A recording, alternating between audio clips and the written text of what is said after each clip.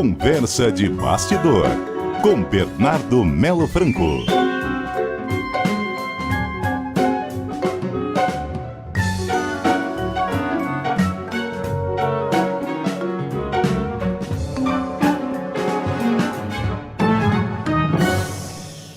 Bernardo, dos estúdios do Rio de Janeiro, estúdios CBN Rio de Janeiro. Bernardo, como está?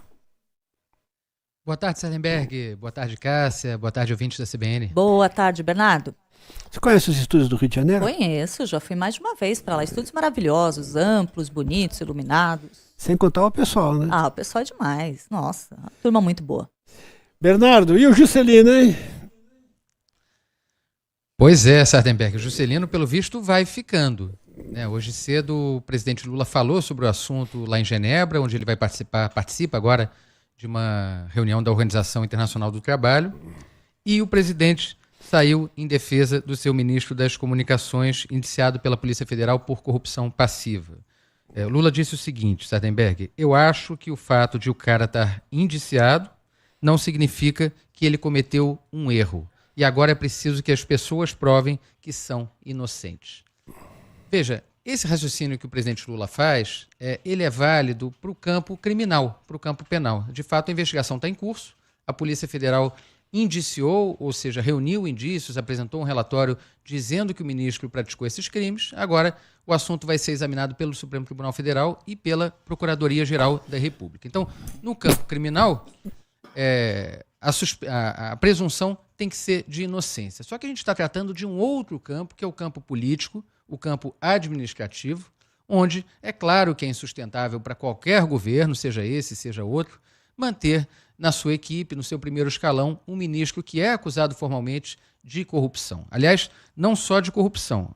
O relatório da PF indicia o Juscelino Filho por 6 crimes: corrupção passiva, organização criminosa, lavagem de dinheiro, falsidade ideológica e fraude em licitação.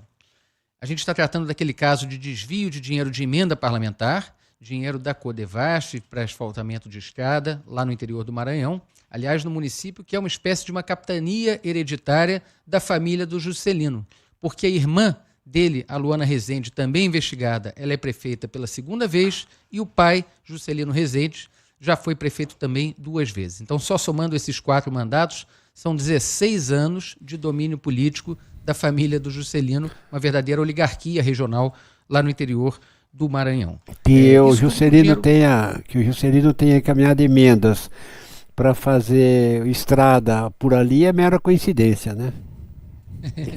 E não é só que beneficia o grupo político e o município, Sardenberg, é mais grave, beneficia as propriedades da família. Tem um relatório da Controladoria Geral da União, relatório recente, feito no próprio governo Lula, portanto não há que se falar em perseguição política, em intriga de adversário. Esse relatório diz que 80% das obras beneficiaram propriedades ou da família do Juscelino ou dele próprio, ou seja, fazendas da família, às quais chegou o asfalto com dinheiro público, dinheiro de emenda direcionada pelo atual ministro das Comunicações. Esse é um caso que remete ao governo passado. Fala da atuação do Juscelino Filho como deputado federal durante o governo Bolsonaro. Não é um escândalo de corrupção no governo Lula. Mas o fato dele estar no ministério, no primeiro escalão da equipe, é claro que leva a responsabilidade política para o Lula, que está decidindo, está bancando a manutenção desse ministro na sua equipe. Agora, tem um fato curioso, Sardenberg e Cássia, envolvido nisso tudo, que é a questão do ganho político ou da falta de ganho político que isso está levando para o governo.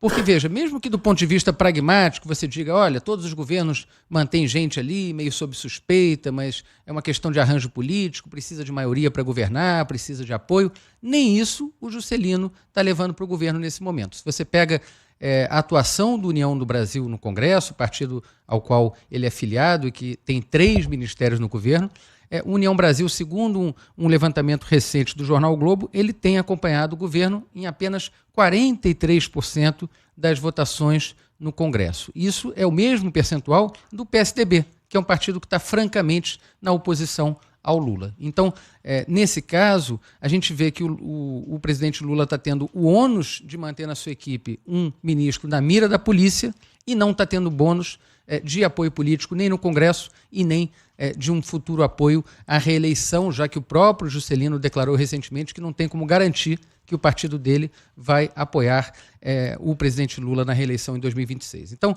que essa inação do Lula mostra para a gente? Duas coisas. Primeiro, a extrema fragilidade desse governo no Congresso, que faz o presidente o tempo todo ficar pisando em ovos. Quer dizer, num caso normal, esse era um episódio típico para o afastamento, para a demissão sumária do ministro. Mesmo que seja assim, olha, a gente acredita que você pode provar sua inocência, mas você vai ter um tempo fora do governo para poder se explicar e poder esclarecer essa questão diante da polícia.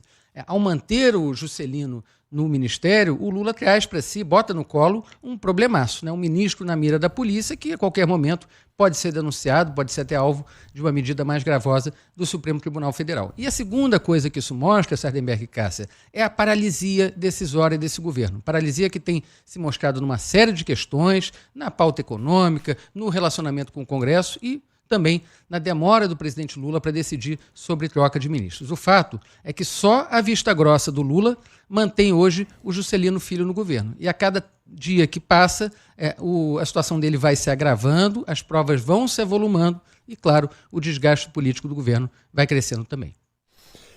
Podia fazer a solução Itamar Franco, né? Afasta. Pode provar a inocência? Pode. Então, afasta, vai lá, cuida do processo, prova a sua inocência. Provou a inocência? Volta. Pois é, Sardenberg, e o Itamar fez isso, é bom você lembrar, com o Henrique Argrives, que era amigo pessoal dele, era chefe da Casa Civil. Agora a gente está falando de um ministro que não tem ligações pessoais com o presidente, que está numa pasta acessória ali, que é a pasta das comunicações, não está no núcleo do governo, portanto, era ainda mais claro o caminho do afastamento. Lula está demorando a decidir e, ao demorar, acaba complicando a sua própria situação diante da opinião pública. A situação, Sardenberg, vamos combinar, já não está fácil, né? Não é que o governo esteja com ausência de problemas, está com acúmulo. E Juscelino, claro, vai se tornando mais um problemaço no colo do presidente da República. Bernardo Melo Franco, muitíssimo obrigado, Bernardo. Até a semana. Até a semana. Um abraço para vocês, boa tarde para os ouvintes. Até mais, Bernardo. Até mais. Só esclarecendo, Cássia, Vitorino Freire é um município do Maranhão, tem cerca de 30 mil habitantes.